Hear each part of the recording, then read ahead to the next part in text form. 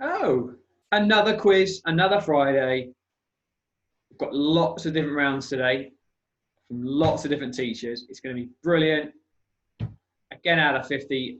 Hats off to Max in 7A last week, who got 40 out of 50. That is quality. We're going to have to make them more challenging, harder, and really push you on your skills of retrieval and recall, working that long-term memory. Okay, so let's get going. We'll bring up that whole dual screen thing, which I'm now getting more proficient at, which is better. So let's have a go. So you can see there we've got some brilliant rounds: modern foreign languages, bit of general knowledge, grammar, punctuation, spelling is brilliant from Mrs Hornby, art from Mrs Stewart, and a picture round at the end. So let's get going. Modern foreign languages. Question 1: who lives in the Elysee Palace in Paris? Oh, that's a lot of P's there. Who lives in the Elysee Palace in Paris? Number 2: what do Michel Platini, Eric Cantona, and Zinedine Zidane have in common? Remember, pause if you want a bit more time. And number 3: France is famous for its wines. Can you name a sparkling, expensive one? Potentially one that we're all going to be drinking today on VE Day, which is what it is. So pause if you need more time on these questions. Question, which should be 4. Which instrument of torture, also the name of a stationary item in English, was invented during the French Revolution? Instrument of torture. I mean, those 3 words are just shocking, really, aren't they? But brilliant question. And name the Spanish soup made of raw vegetables that is served cold. I don't think I've ever eaten it. I can't imagine a cold soup being not. Anyway, I can't imagine that being nice. But you never know. So, what the name of the Spanish soup made of raw vegetables and served cold? I always consider soup to be something hearty on a cold day. Have something warm, buddy. What do Spaniards call a quick nap after eating lunch?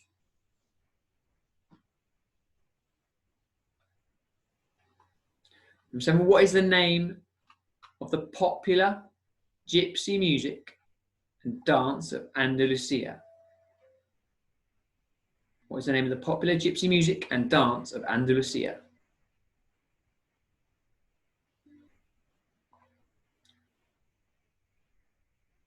What famous Spanish sport is not practiced in the UK?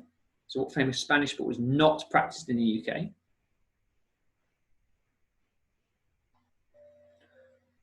What language is spoken in Brazil? That's getting progressively harder, these aren't they? What language is spoken in Brazil? And number 10, final question for the modern foreign languages round. In which European country can you eat stollen, schnitzel, and sauerkraut? Sauerkraut on anything is brilliant, by the way.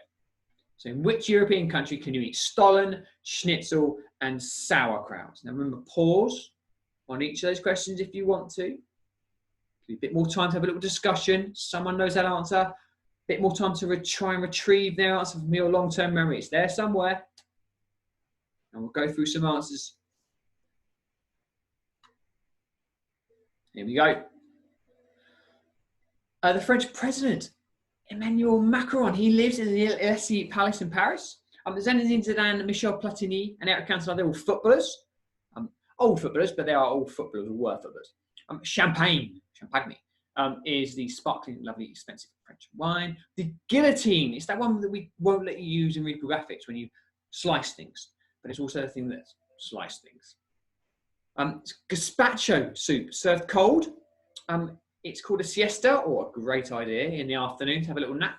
The flamenco is the gypsy-like dance, from the Andalusia region. Bullfighting is not practiced in the UK. They speak Portuguese in Brazil. In Germany, schnitzel, stollen, and sauerkraut. Again, sauerkraut, it's brilliant. Hopefully 10 out of 10 on our modern foreign languages round. Well done if you did. And we're going to move on to our next round, which is general knowledge, bit of a VE Day slant to our general knowledge questions today. So let's go for it. Number 1, which dame sings the World War II classic song We'll Meet Again? I think VE Day today at 9 o'clock, we're all going outside to sing that.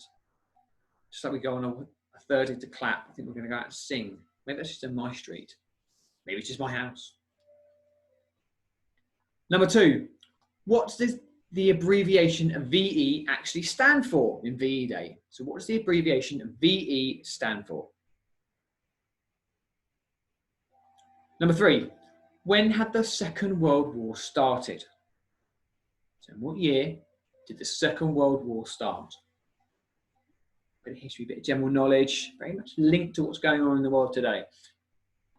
Number 4, who was on the throne in 1945? So which monarch was ruling the United Kingdom in 1945? Number 5, Adolf Hitler had a nephew called William. Who did he fight for in the Second World War? So Adolf Hitler's nephew called William, who did he fight for in the Second World War? Have a chat, have a discussion. Someone knows these answers probably. Try and retrieve it. Pause if you need to pause here. Number 6, which countries in Europe stayed as neutral in the Second World War? So they didn't fight for either side. They were neutral, classified as Stände.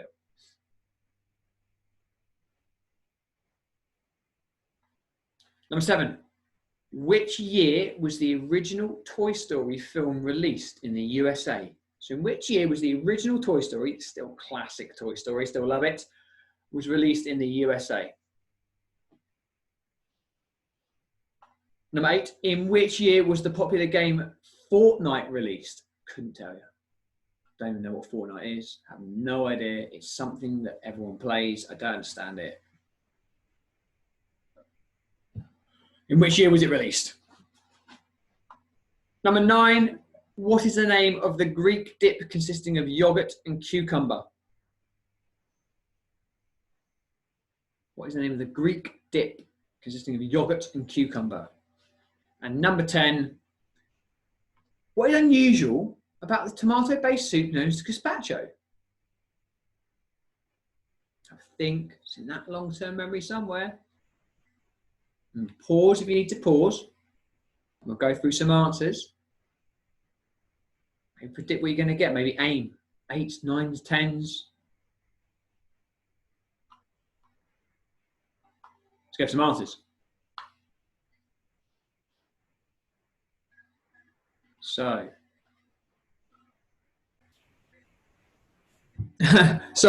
in a complete unprecedented move, I went for a cup of coffee, paused the recording, and now I can't remember where I also got chatting to Mrs. Wells, so apologies. So the answers. Dame Vera Lynn sang We'll Meet Again. It's Victory in Europe Day. Victory in Europe. VE Day is Victory in Europe Day. It's today. 1939 was the beginning of World War II. King George VI was on the throne in 1945.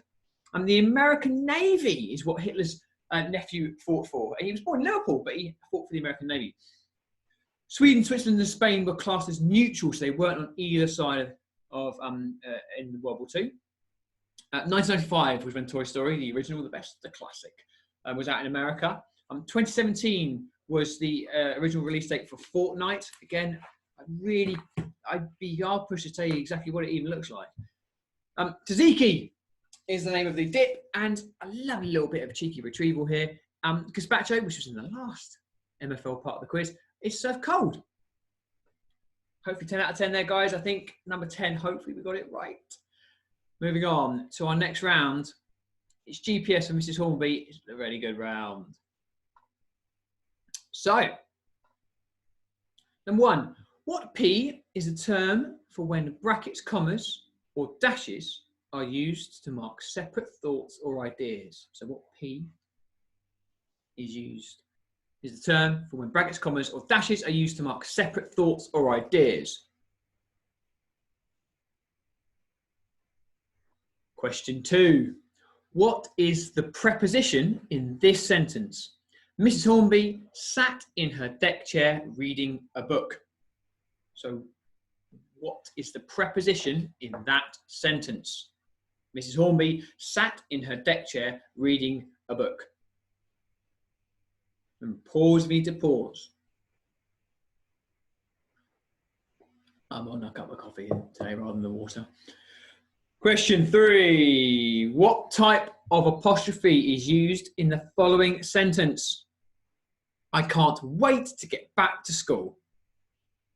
What type of apostrophe is used in the following sentence? I can't wait to get back to school. Lovely sentence. I'm sure we're all feeling like that as well. Okay, question 4. Suggest an antonym for the word happy. Suggest an antonym for the word happy. Great bit of retrieval work. You have to know what an antonym is and then try and unpick through your long-term memory what the right answer is going to be. Love that question. Question 5. What is the conjunction in this sentence? When my dad dances, I go red with embarrassment. So what is the conjunction in that sentence? Okay, question 6. Which sentence contains direct speech? I won't sulk, she grumbled. Or is it B? She grumbled that she wouldn't sulk. So which one of those two sentences contains direct speech?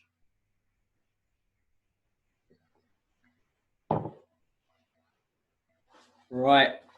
Question 7. Unscramble the letters below to spell out a victorious word.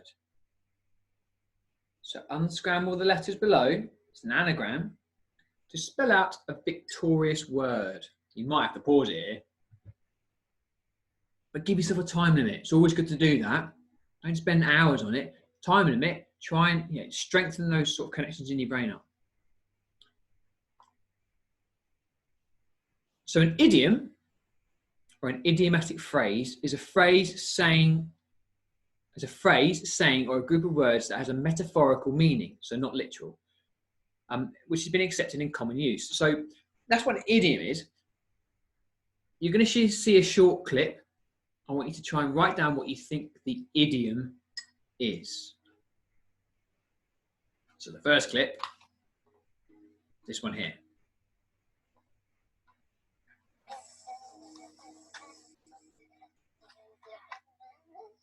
So what idiom is this short clip demonstrating?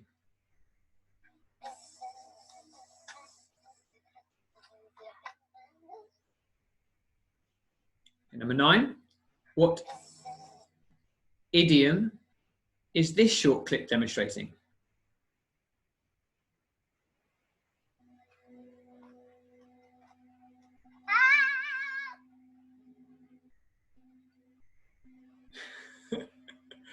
So again, what idiom is this short clip demonstrating?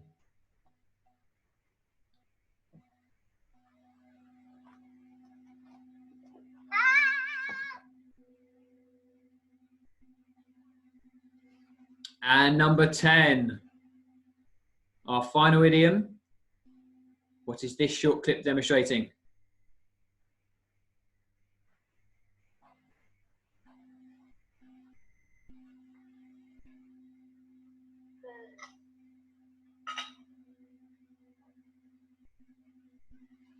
So one more time.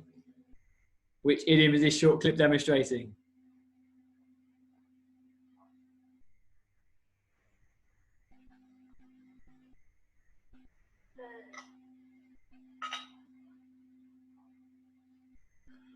Great. So you might need to pause there. You might need to have a think, a chat, discussion. If you need to do that now, and we'll go through some answers. So the P that turns for brackets, commas, and dashes that used to mark separate thoughts and ideas is a parenthesis. The preposition in the sentence is in. Number 3, the apostrophe is for omission or contraction. Number 4, any word that suggests the opposite of happy, i.e. sad, can be your answer for antonym. It's antonym, sorry. And number 5, when is the conjunction in that sentence? Number 6, A is the direct speech, I won't sulk. Number 7, the anagram was of succeed. And our idioms, first one was bee's knees. Second one was raining cats and dogs. And the last one, my favourite one, was full of beans. So well done if you got 10 on that. That was a very challenging round, but a really, really nice one for Mrs Hornby there. Right, moving on. Art for Mrs Stewart. So, a bit more of a visual one. So, the art round. Question 1. What is the architect Antoni Gaudi most famous for? The Pompidou Centre in Paris, Sagrada Familia in Barcelona, the Shard in London, or the Colosseum in Rome? So, Antoni Gaudi, which of those is he most famous for?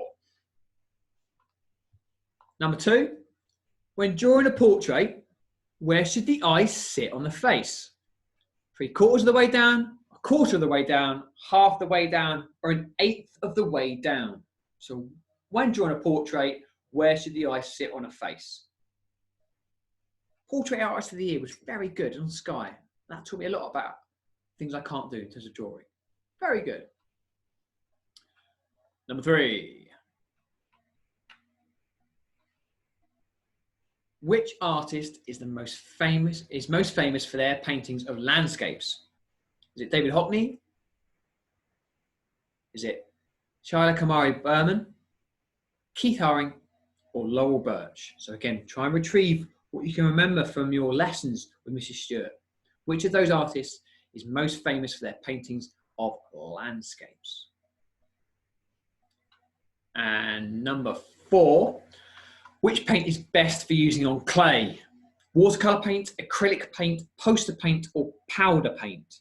So which of those 4 is the best to use on clay? Pause if you need to pause.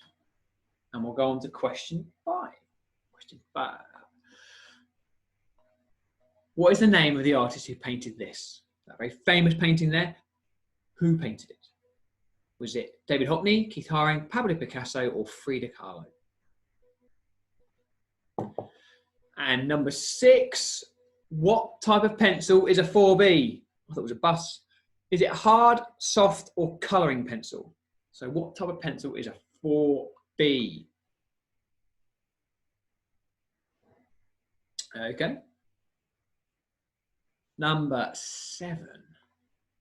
What does this drawing show a really good example of? So that drawing there, what does it show a really good example of? Is it colouring skills, use of tone, line drawing, or figurative drawing?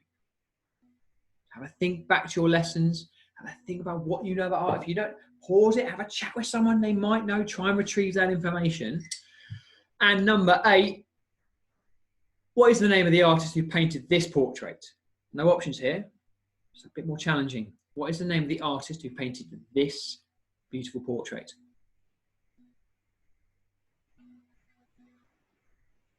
Okay, number 9. Which pair of colours are complementary to each other? Red and blue, green and yellow, blue and orange, or red and orange? So which of those pairs of colours are complementary to each other? And number 10, what are harmonious colours? Colours that are opposite each other in the colour wheel, colours that are next to each other on the colour wheel, colours that are pale, or colours that are bright. So which of those are harmonious colours? What does that mean? And beauty of having a quiz on YouTube, you can rewind back and go over those questions if you missed any out, which is fabulous. You don't have to hear me droning on, reading the same questions over and over again, which is great. So let's do some answers. Cracking round, by the way, Mr. Stewart. Absolutely brilliant. Let's do some answers. It's the Sagrada Familia in Barcelona. That's what Gaudi's famous for. The eye should be halfway down the face. Yeah. David Hockney. Answer number 3. Acrylic paint should be used on clay. Keith Haring made that beautiful painting. Soft. 4B is a soft pencil. That picture was a very good example of use of tone, which I thought was fantastic. That was a very famous Pablo Picasso painting. Blue and orange are complementary colours, and colours that are next to each other on the colour wheel are harmonious colours, living in harmony. Very good. Brilliant round. A nice, different type of round for us there. Hopefully 10 out of 10 again. You know, we're knocking on the door of 100%. Next round, the picture round. So, using skills of retrieval, note down who or what these images are depicting, showing. So pause the video to get a better look. Okay, so we'll bring up the first 5, pause it, have a look, write them down, don't spend too long, and then we'll bring up the next 5. So here's your first 5. So you can see that pictures have been slightly altered. I want you to write down who you think they are.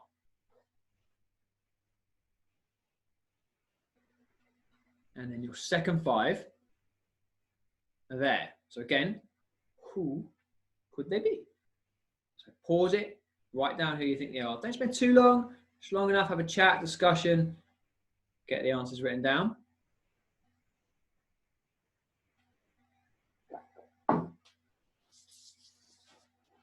Brilliant, and we can move on to some answers then. So the first picture, it was Bleeding Gums Murphy from The Simpsons.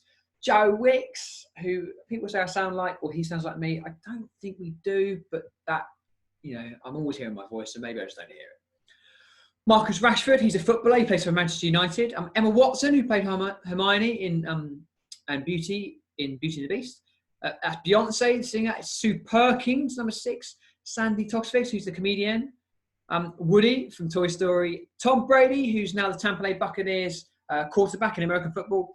And David Walliams, the brilliant author. And there you go. That's our quiz. Really, really different amount of subjects into this week's quiz. Great. Send your scores in. Let us know what you got. You know, Max from 7A got 40 out of 50 last week. Can you beat that? Okay. But absolutely fantastic. We will see you all really soon. Take care. Be safe. And yeah. See you later on.